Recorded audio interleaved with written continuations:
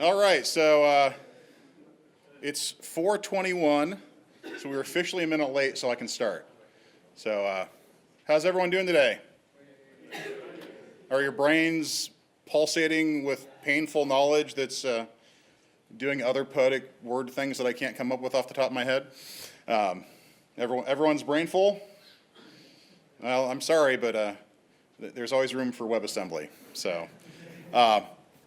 So this is my talk, What's Old is New Again, an introduction to WebAssembly. I actually picked this picture of an old adding machine on purpose because it's old, but it's kind of the, adding, and the adding machine is kind of the foundation of a lot of computing. It's mechanical, but it's a related piece of technology around the progression of making numbers do our bidding with electronics. So I just thought, and it looks kind of cool. So. My name is Guy Royse, and the most important thing you need to know about me is that I am not an expert on WebAssembly. I am a fan of WebAssembly.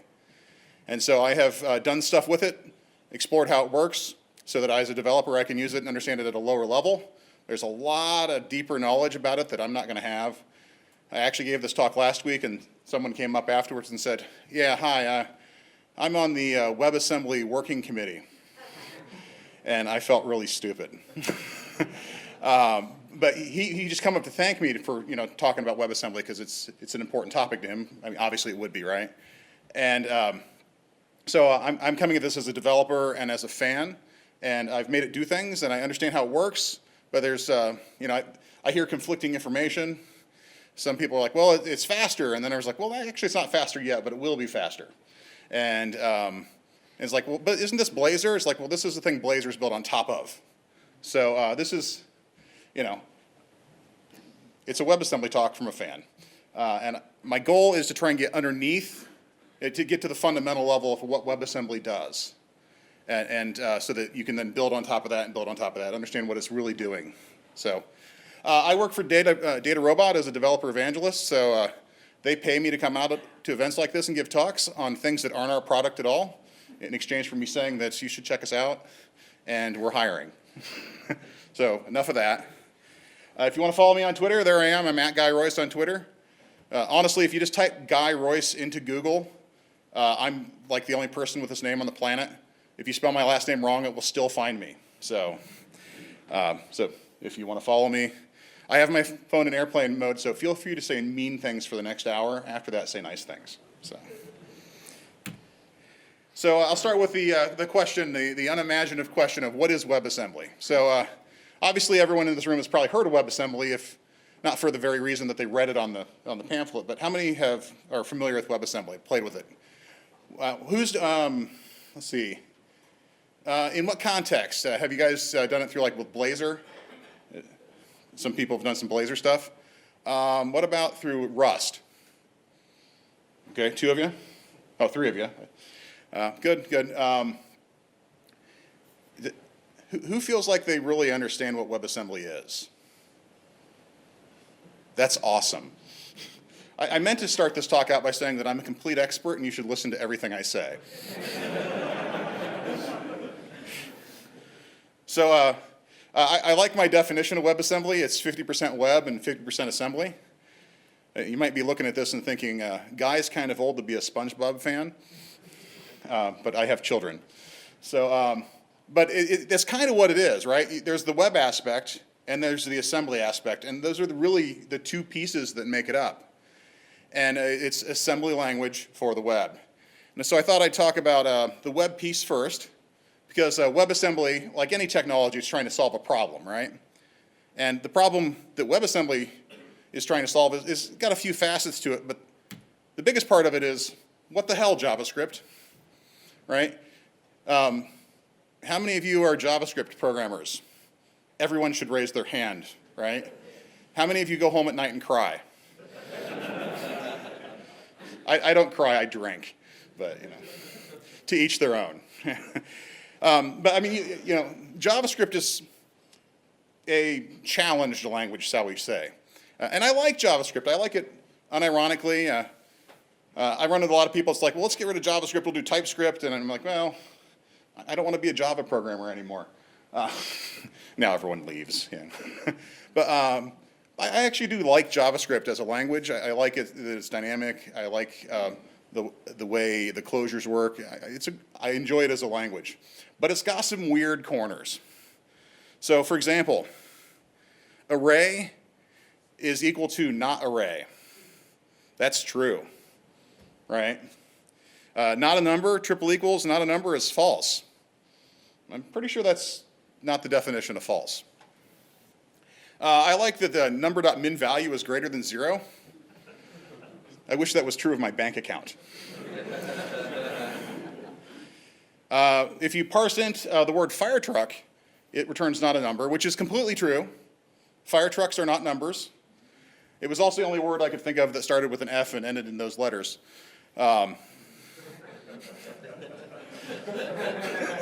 It's like a joke grenade. Yeah. But if you do fire truck with a comma 16 on the end of it, all of a sudden it's worth 15. Because JavaScript. Actually, it's seeing the F and it's saying that's hex is what's happening. But that's kind of goofy behavior. I like the console.log.call.call.call.call.call.apply because every function has a call function on it. And so you can just chain them as many times as you want to do it, and it does the same thing. JavaScript's weird. Math.min is greater than math.max. That returns true. Right. So JavaScript's got some weird corners. And you know, I've always felt like we could cut JavaScript a little bit of slack because the guy who created it did it in like a week. And you know, I couldn't write a language in a week. And so, I mean, actually his achievement's fairly impressive. But it had some weird edge cases. And so part of the problem that WebAssembly can solve is, hey, JavaScript's weird. Maybe I could do something else other than JavaScript. Because I'm in a browser, right? The nice thing about programming in a browser is that I can use any language I want as long as it's JavaScript. And I know what you're thinking. You're thinking, well, I can do TypeScript. I can do ES6, and I can transpile, and I can do all this stuff, and I can use Elm if I want. There's a lot of languages. There's, remember CoffeeScript? That was popular for a couple of years there. There's a lot of options, and that's true, you can, but at the end of the day, there's still just JavaScript. So you're transpiling that into JavaScript, and so your errors are going to be in JavaScript. You can't get away without knowing the JavaScript, even if you're building in a language that transpiles to it. It's always going to be there. And you know, it's easy to build a modern JavaScript application using some more advanced version of JavaScript. You want to use like ES6, you know, on Internet Explorer 6. Just set up this easy environment with all these tools, and you're good to go, right? And this is just sort of a list of tools. Some of them are a little dated, honestly. But no, actually setting up these JavaScript environments is kind of a pain in the butt. And I think it's kind of funny that the picture I selected with all these tools on it, so many of them are knives. It's like there's some subtle subconscious thing going on there. Maybe I actually hate JavaScript. But yeah, setting up these environments is kind of complicated. So that's one of the pain points. But there's actually even a more fundamental thing with JavaScript and just the way the browser works because it's an interpreted language. I've got to take that JavaScript file and download it from the internet. That takes time. Now I can minify it and help reduce that time, reduce that download time, and that can help. But then I've got to tokenize it. I got to turn it into a bunch of tokens, and I got to take those tokens and then parse them to build in, the syntax tree. And then once I have that syntax tree, I can execute that syntax tree. And so I've got to go through that compilation process every single time I go to run that JavaScript code. And that's time consuming. And,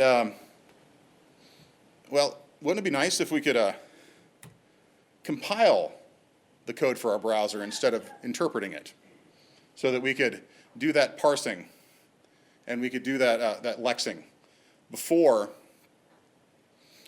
and not have to do it again. If we could do some sort of compilation of our code for our browser, of our JavaScript. And that would be a silver bullet. This joke's funny in America.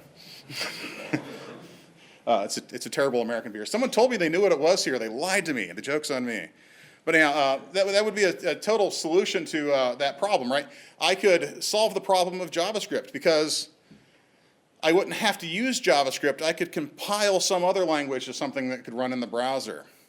And it would be compiled, and so it would perform better. And the tooling would be whatever the tooling is appropriate to that platform, which honestly could be worse than what we have in JavaScript, but it could also be better. And you could just use all these different, your front-end code could be written in the same language as your back-end code, and it wouldn't have to be JavaScript. That'd be kind of amazing, wouldn't it? I think it would be. And that's what WebAssembly is. That is, take code, compile it to a binary target that you can then use from a browser.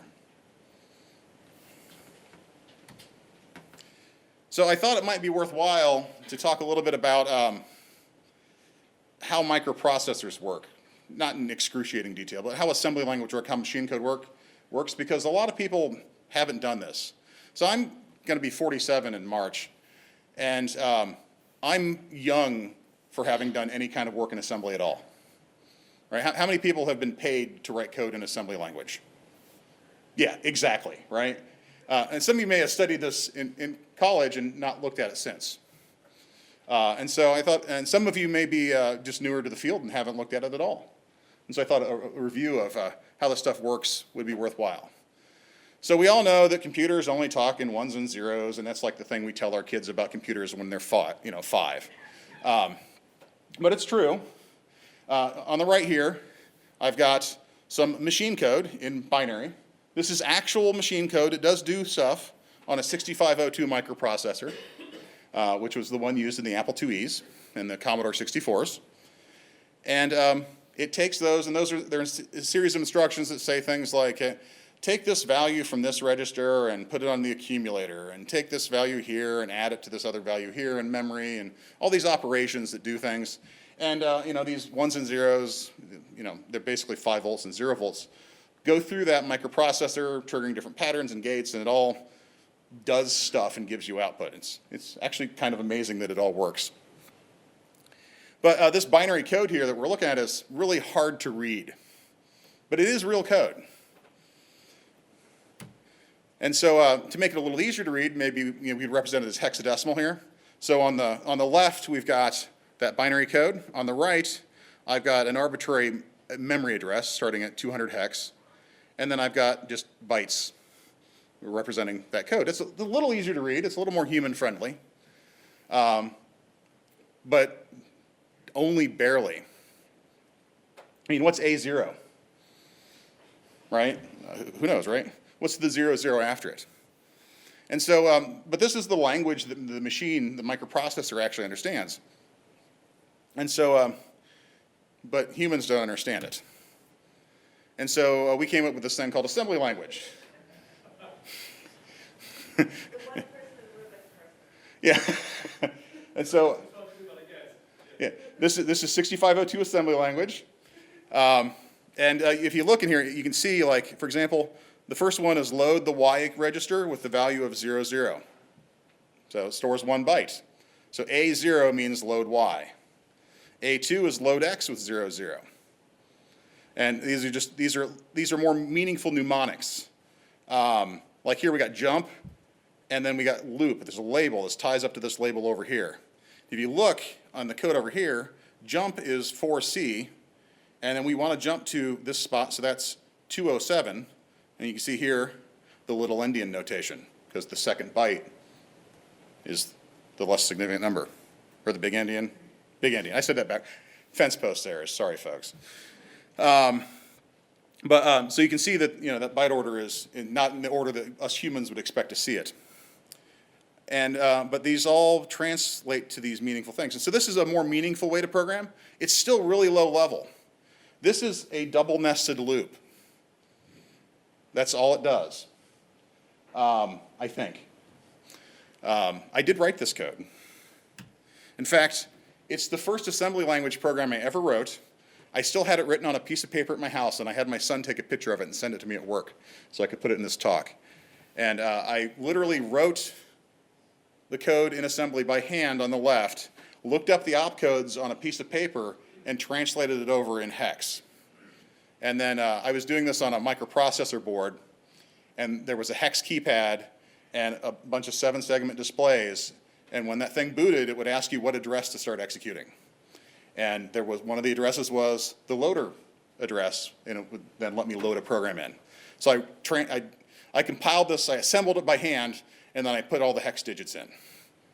And when it was done, it looped and called some function called scan, which was on a ROM. I don't remember what scan did, but I have the code still. So this is actual code that I wrote back in the 80s as a teenager. And this used to be how people would do assembly language. They'd code on paper and transpile it. People started making assemblers to make this easier, but it turns out von Neumann hated them, as a fun fact. He said it was a waste of a valuable scientific computing instrument to use it to do clerical work, which I think is really funny, because what do you use your computer for, right? Isn't that like everything we do in our career is clerical work? I worked for an insurance company for 12 years. It's all clerical work. That's actually the job. And so, brilliant man, he missed this one. But he wasn't a fan. He actually yelled at some of his grad students because they had created an assembler. And he felt like that was a waste of resources. So, do it by hand.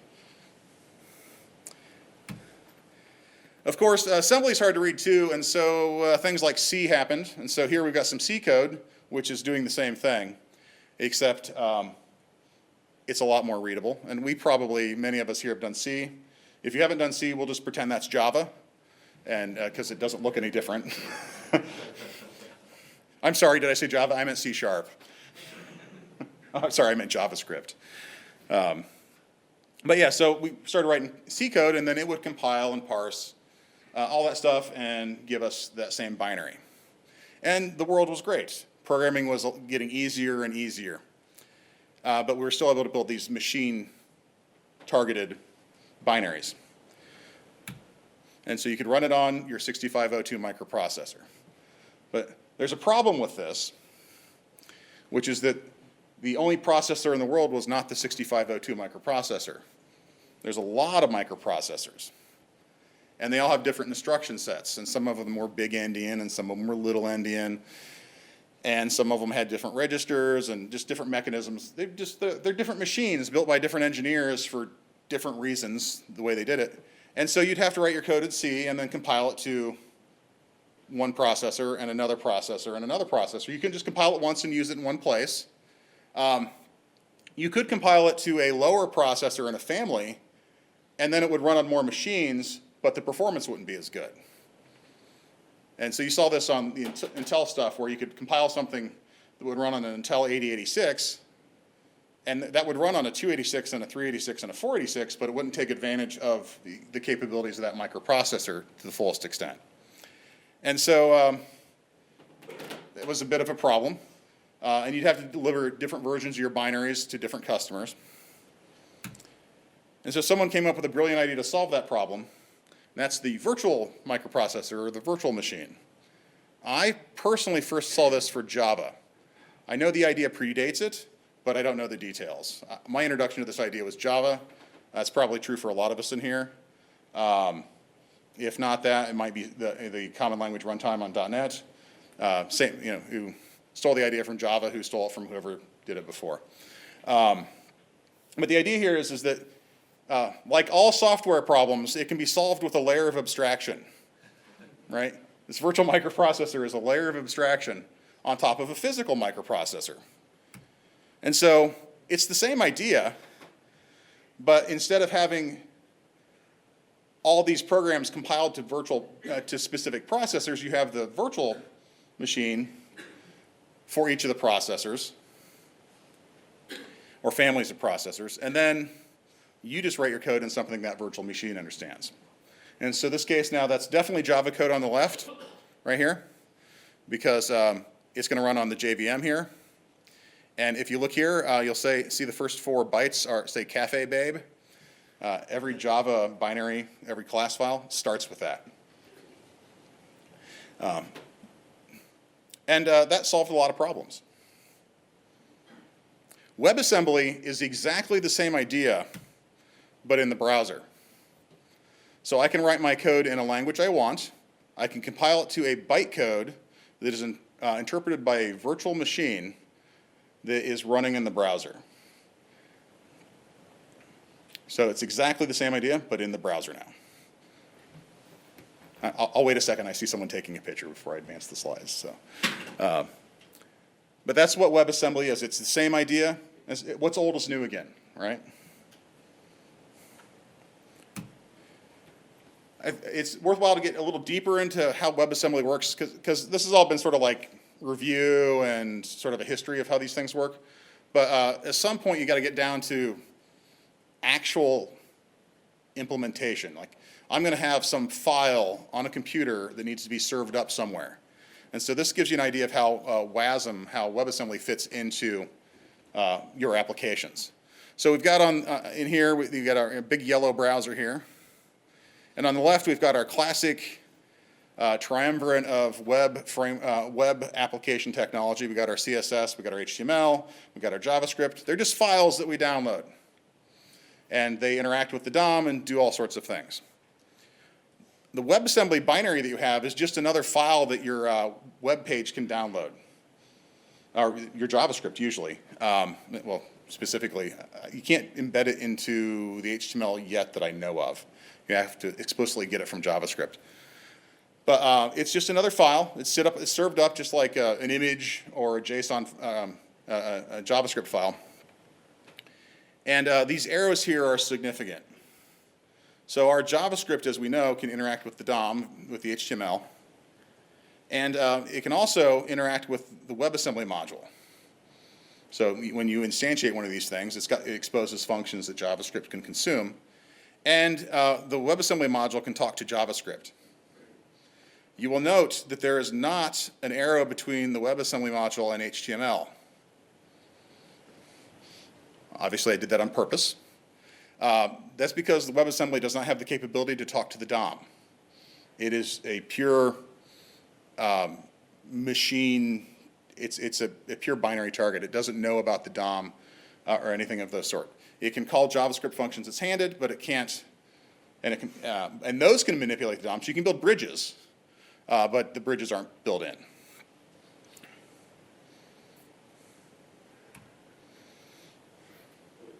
Just a moment.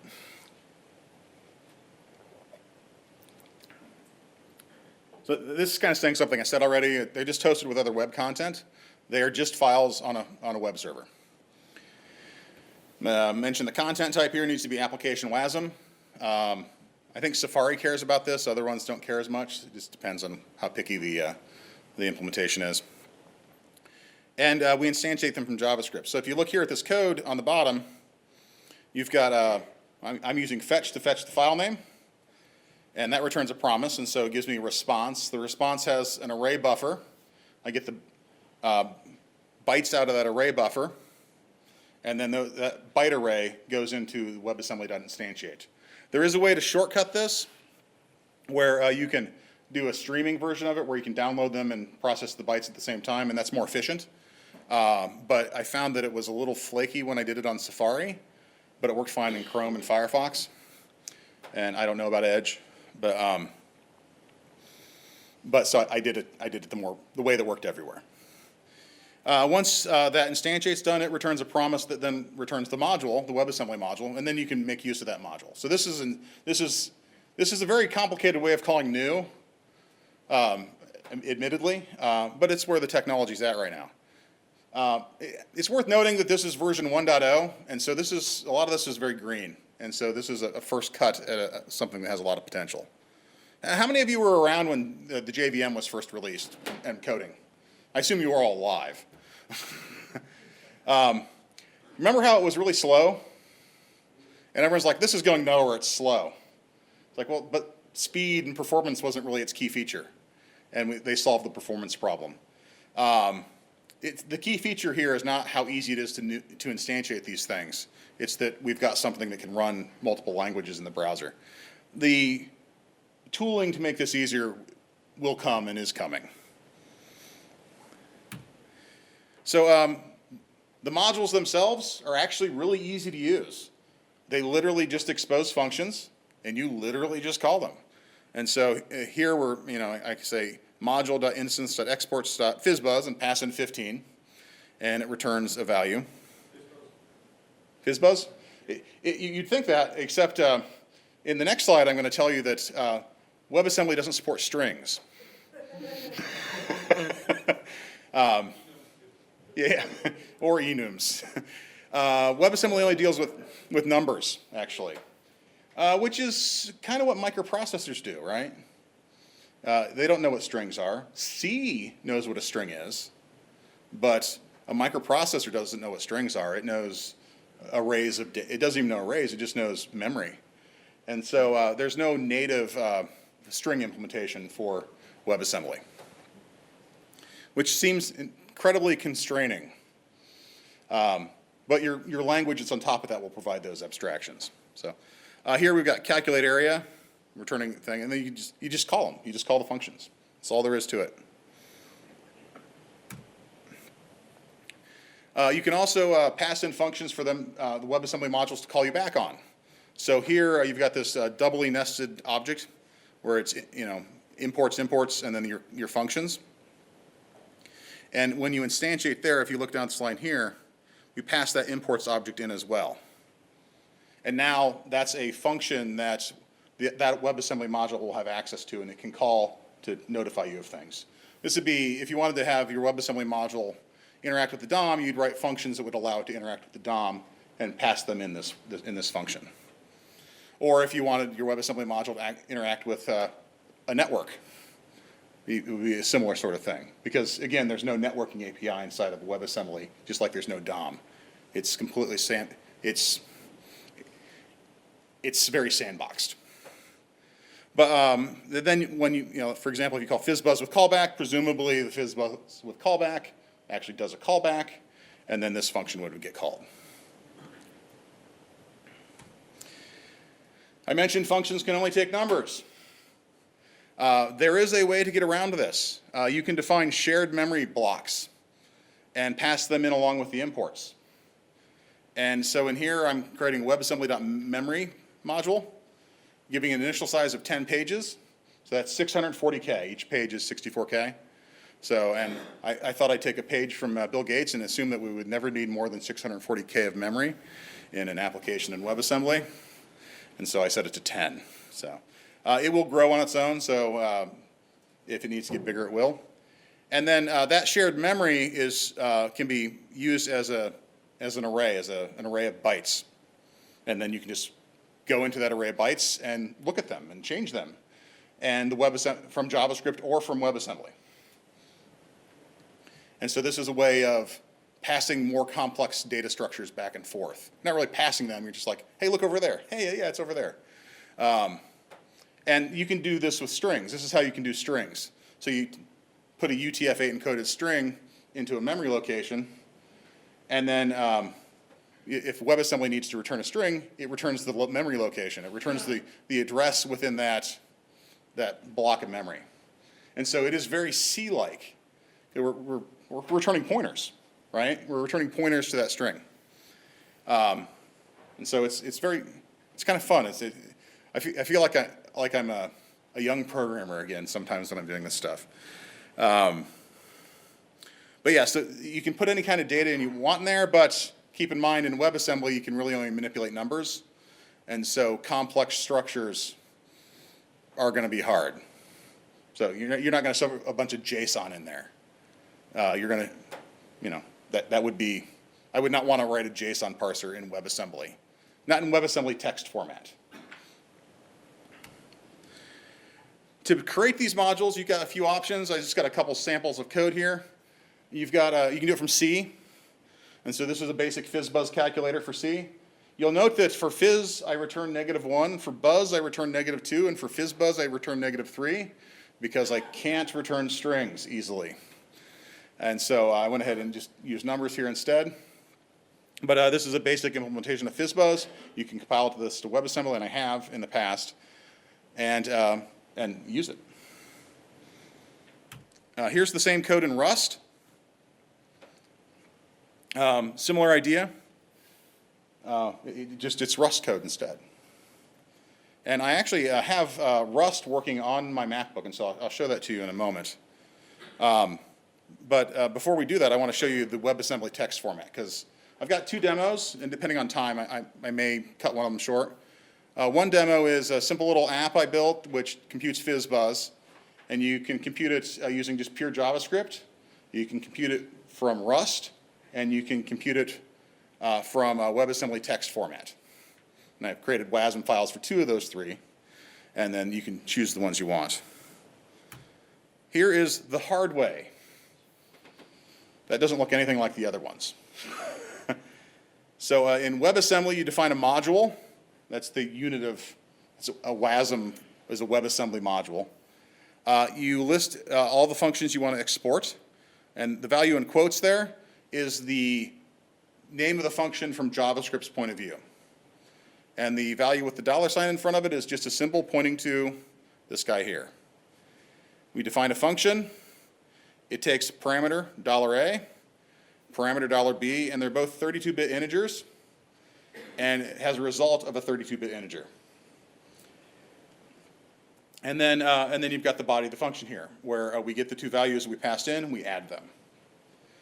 And in a traditional machine that I'm familiar with, I did not do a lot of assembly language, but on the 6502 we had these registers, right? We're saying load this into the X register and add this to the accumulator and that kind of stuff.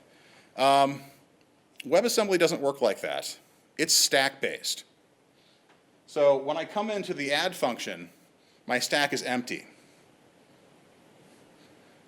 And then I call getLocal, and that gets the $A value, which I put a little comment there to say is arbitrarily a 5. And getLocal takes it from the parameter and pushes it on the stack. And then getLocal B takes the next value and pushes it on the stack. And now we get two values on our stack.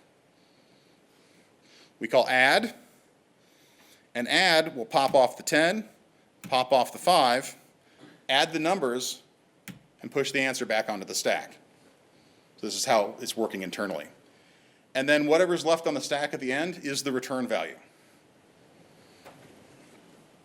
If you have too many things on the stack or not enough things on the stack when you return, it will throw an error. Well, it'll just stop. It'll say, I can't do this, and it'll stop executing and give you an error that's hard to figure out because the tooling's not quite there for debugging yet.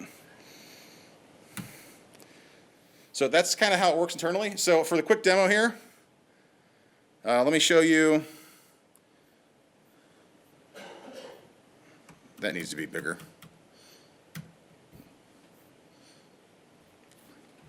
Some of the code here. So I've got this little app here where you can enter a Fizzbuzz value. And so if I put in like 2 and hit Fizzbuzz, it says 2 because 2 is the answer. Is everyone familiar with Fizzbuzz? So does everyone know that it's a drinking game? You did, okay. You're my new friend. So Fizzbuzz was originally a drinking game. The idea was you sat around a table and you counted. And and then the rules for Fizzbuzz are if it's a multiple of 3, you say fizz. If it's a multiple of 5, you say buzz. And if it's a multiple of both, you say Fizzbuzz. But if you got it wrong, you had to take a drink, which then led to you getting it wrong more, like all good drinking games, right? And so, it's 1, 2, fizz, 4, buzz, fizz, 7, 8, fizz, buzz, and I'm not drinking yet. I'm doing it wrong. Yeah. Maybe when you play Fizzbuzz, you need to prime the pump and give everyone a couple shots first. It sounds like a great way to play Fizzbuzz.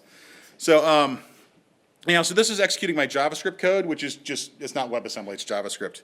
I've got a Rust version that I compiled here, and if I put in, say, a 3 there, click the button, and it shows fizz. Now, if we look at the console here,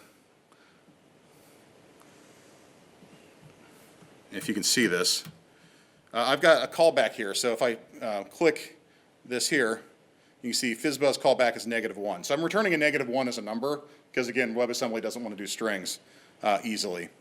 I do have a version where I implemented strings, and I got a link to it at the end. You guys can check it out later. It took me 2 days to build Fizzbuzz with it. So I don't recommend doing it the hard way yourself, but you're welcome to learn from my successes. But this is calling the Rust version, and in WebAssembly Text Format, we can also call this and see if buzz returns a -2. And the code for all this is right here. So if we look at fizzbuzz.rust, this is the same code we had there. You'll notice, had in the slides, but you'll notice it calls the callback here, and there's an unsafe wrapped around it. And that's because we're leaving the safe space that Rust creates for us. And then I've defined my callback here as an extern. And so that allows it to work. And if we look at my build.sh, this is all out on GitHub, so you guys can look at it at your leisure. But you can go ahead and build this yourself. There's some notes in there on the things you need to know to get it working. But and I'm not a Rust expert by any measure, but I was able to get this to work. The WebAssembly modules that Rust is creating for me are huge. And I think it's because all the debug symbols are getting built in there, and I don't know enough about Rust to take those out. But if I go here to the command line, let's Control-C this, background it, and then I can go into Rust. And if I just do /build.sh, and then I bring it back up again. Is that readable enough with the black background? Black's usually hard to see in these settings here, and I didn't change my prompts. That fizzbuzz.wasm has now got a timestamp that's more nowish. And if I go out and hard refresh this and run the Rust version, it's executing that version. And again, you can check this code out online on GitHub. So the WebAssembly text version of Fizzbuzz is defined right here. And so here's a bigger program to take a look at. So I've got my module. I'm exporting Fizzbuzz, binding to a function. I'm importing Fizzbuzz callback and giving it a name that I can call, and I'm setting the arguments it's expecting. And then here is that stack-based computing. I'm shoving n onto the stack. I'm shoving 15 onto the stack. And I have a little function I wrote that's private, it's internal, called isMultiple. And isMultiple gets the two values and puts them on the stack, does a modulus, remainder unsigned, and then says, which pops these, does the division, shoves the value back on, and then equals 0, looks at what's on the stack and says, is it 0? Well, then it's 0. Is it not 0? Well, oh wait, I got that backwards. If it's 0, it sets it to 1, otherwise it sets it to 0. So it's making a Boolean. And then in here, the if statement says, well, if what's on the stack is 0, or is 1, this is true, so pop that. Shove my hard-coded value onto the stack, call callback, shove it onto the stack again, and return. And it's following that process. And so this is a lot of code for Fizzbuzz. So, and then we go down to 5 and 3, and then if it's neither of those, then we return what we were handed. And so what I'm going to do, and may the demo gods have mercy on my soul, is I am going to live code a Fizzbuzz implementation, test deriving it from Jasmine, and in WebAssembly text format. So, yeah. You're like, this is going to be great. We're going to watch them crash and burn. So I feel like I need to get talcum powder on my hands. Okay, so I have here a little Jasmine test runner set up already. You see Fizzbuzz spec is completely empty. I've got a spec helper whose sole purpose in life is to not randomize my tests because when they move around for a demo, it's confusing. I've got a little WASM helper that I wrote here that loads a WebAssembly module. And this should look like familiar code. It's the code I've shown on the slides already. And so let's begin. So we don't need this guy, but we do need to describe Fizzbuzz. And I'm going to use the ES6 style syntax. And then before each, I'm going to need I'm going to need one of those, need my WebAssembly module. And so load WASM, and I'm going to load fizzbuzz.wasm. And then that's going to give me the module. And I'm going to say this dot subject equals module. And then I call done. And so if you're not familiar with Jasmine, done, that's how you do asynchronous testing in Jasmine. So it'll wait until done's called before it starts running all the other tests. I don't know why it always does that. I do not want an interface. It returns returns the past, let's do past, in number.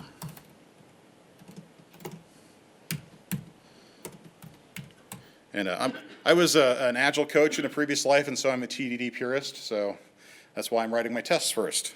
So expect this dot subject dot fizzbuzz value 1 to be 1. Make sense? Is that big enough for people in the back? I can make it a little bigger if we need to. Okay, so let's run our tests and see if it fails for the expected reason. Okay, so it hangs. And the reason it's hanging is because it can't find the module. Yeah, see, we got a timeout. Async callback was not invoked within 500 milliseconds. That seemed like it was about 5 seconds. So let's go ahead and create a WAT file. How many people have seen the Gary Bernhardt WAT video with the JavaScript? Yeah, I always think of that when I'm doing WebAssembly. Fizzbuzz.wat. There's actually a WebAssembly something toolkit that's called wabbit. I can't remember what the B stands for off the top of my head now, but okay, module, and then we need to export, so indent that, Fizzbuzz, and it was func $fizzbuzz, and then func $fizzbuzz, param $n I32, result I32. And so right now all we need to do is say I32.const 1 because we're going to return a hard-coded 1. I should be able to right-click on this. I'm using a tool in an extension for Visual Studio Code, which is the WebAssembly, I don't remember the name of it, but it's in my next slide, that allows me to save WebAssembly files, to assemble them right from the IDE, the text editor, which is super useful. So you can see it created a WASM file here. If I click on it, it'll say that's binary, but there's an option to show WebAssembly, and so that's the disassembled code of the code I just assembled. So it's very similar, but not exactly the same. So let's see if that worked. Hooray, it worked!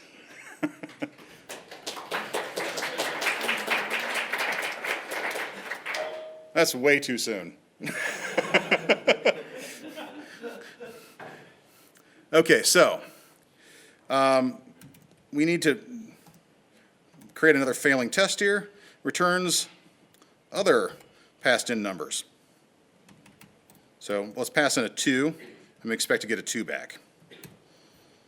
That's should complain that expected 1 to be 2, and then in our implementation here, what we need to do instead is call get local $n. So now it will return whatever you hand it. We've created echo. And if I save this as WebAssembly and rerun my tests, now it handles all sorts of numbers. So let's do something a little more interesting. I'm going to split this down so we can see both of these at the same time. I think that would maybe be a little better. It returns fizz. Actually, it's going to return -1. Let's just copy that. Returns -1 for multiples of 3. So if I pass in a 3, I should get a -1. Right? And it's expected 3 to be -1. That's the expected error. So let's go into here and say we need to do a modulus operator. We need to do a comparison. And so we'll get n, and then we'll say i32.eq, and say, hang on, I'm missing a step here. i32 const 3. So we shove the value passed into the stack. It's on the stack. 3 is on top of that on the stack. We'll call equals, which will say, are these two things on the stack equal or not? And we'll push in a true or false. Then we can say if and end, and then return, and we want to say i32 const -1. Otherwise, we want to say get local $n. So what that's going to do is it's going to take the local and the const. We're going to do that comparison. If that's true, we're going to set it to -1 and return. Otherwise, our stack's still empty, and so we need to take our local value and put back on there. That make sense? Okay, good. It made sense to me. We'll save that off. Replace. Hooray. Now I'm starting to feel a little smarter. By the way, I would not recommend doing this for actual production code. God, this language. It's very verbose. It's cool that it exists and we can do this, but I would not want to do this day in and day out. So let's go ahead and say it returns -1 for other multiples of 3. We'll pass in a 6.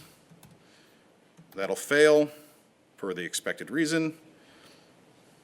And instead of doing this, we need to say i32.rem_u, calculate the remainder, and then we can say equals 0.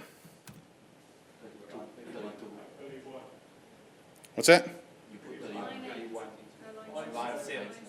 On line 7 down here? Oh, I got it, yeah. Thank you. It's like massive pair programming. Then people say pair programming doesn't work.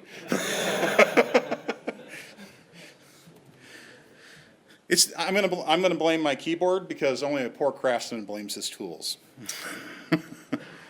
So let's go ahead and save this.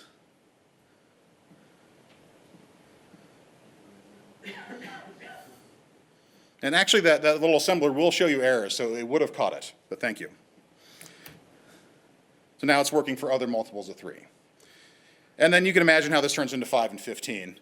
But I did want to show another thing here, and we'll finish it out. But this is kind of heavy syntax, right? Each line is loading a thing onto the stack. There's actually a mechanism where you can use S expressions to make this more readable. And so I can take this guy here and wrap him in parentheses, and this guy here and wrap him in parentheses. Oops. Put those on one line. And wrap that in parentheses. And that's starting to look like a function call. So that's a little more of an intuitive syntax. And so that should assemble properly. Let's make sure this still works. It still works. We can do the same thing with the if statement. We can say if I32 dot equals z, then do stuff, end it. We don't need that anymore.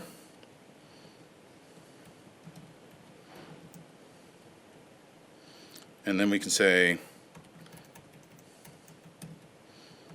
return like that. So now it's starting to look like more familiar programming. And then just for completeness sake, we can do this as well. Does this remotely look like scheme? Yeah. That is irony. JavaScript is built from scheme. Yeah, that's really funny, actually. I hadn't thought about that, but I don't have a good answer. It's just an observation. Yeah. So that should still work. Oh, I broke something. Oh, yep. It's inverting it.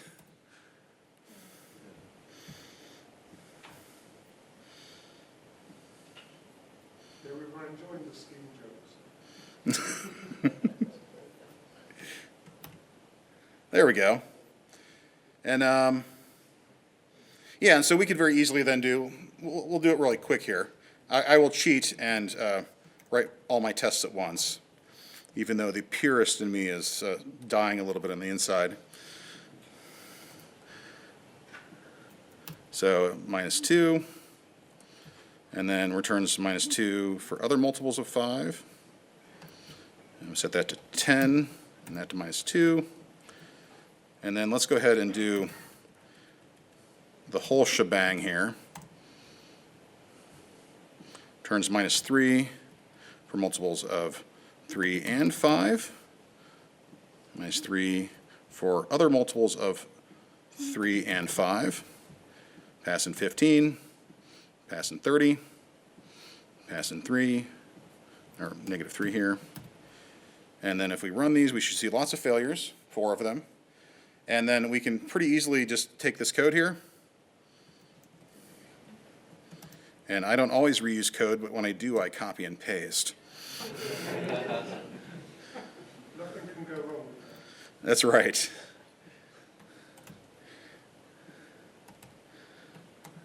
Oops. Just saw it go wrong. And then make this 15. I'm deliberately doing this in the right order so they don't have to deal with that. Save as WebAssembly binary.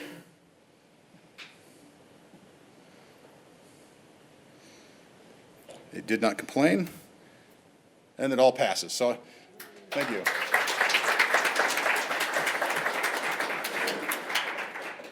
Now I feel smart. So that's the WebAssembly text format. Achievement unlocked. So I mentioned there were some the links to articles here. This is a lot of the stuff that I looked at when I was researching this to put this talk together. The Mozilla Developer Network's articles are fantastic. Their stuff's just fantastic in general. You should be using, if you're doing any JavaScript at all, you should be using the Mozilla Developer Network. WebAssembly.org is where the standard lives. Was not the most consumable thing for some of the text format stuff. It was sort of written in a, hey, here's how you would write a compiler sort of fashion, not a, here's how you would program it in this on a daily basis, because no one should be programming in this on a daily basis. The WebAssembly binary toolkit is a command line tool for building assemblers and disassemblers of WebAssembly code. The WebAssembly toolkit for Visual Studio Code is what I was using in this talk. Super useful. Got syntax highlighting too. Rust's got built-in support. Inscriptum is a tool that will take your C code and will build the HTML and the CSS and the JavaScript bridges and the WebAssembly modules and turn your application into a web app. It's pretty neat. I'm told that's what Blazor is built on top of. There's a whole bunch of other languages that are supported out there. Awesome WASM has a bunch of cool stuff that's out there. And this is all on my GitHub account so that the links are active there. So check it out. WASM Explorer is fun because it lets you just copy and paste C code and generate a WASM file from that. And WebAssembly Studio is actually a web-based IDE for this stuff. So they're all fun and worth checking out. And there's the GitHub links I promised. There's Intro to WebAssembly, which is this talk, these slides, and the code, the app that I showed you earlier is all right there. The super complicated implementation of Fizzbuzz that I did for WebAssembly with full model view controller and everything. Over-engineered Fizzbuzz for the web in WebAssembly. Took me 2 days to put together. That's there. I had to write, to do that I had to write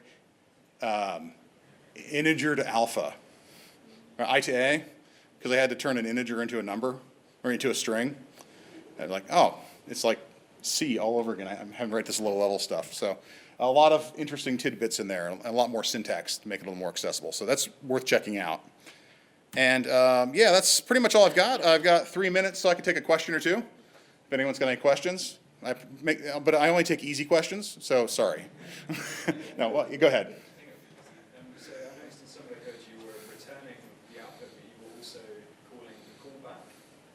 Do you mean the callback for asynchronous calls in JavaScript commands when you're returning the number, it's synchronous? Is that what's going on? Sorry.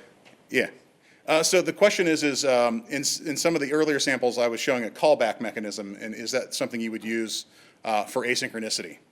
Not specifically, is the short answer. It's just a way that WebAssembly can call into JavaScript. And so I was just trying to show how that worked in that sample code more than anything. There really isn't, that I'm aware of, any kind of threading model going on there. I mean, it's JavaScript. There really wasn't a threading model in there anyhow. If you wanted to do some sort of asynchronicity, you'd probably, I don't know that you can do that in WebAssembly.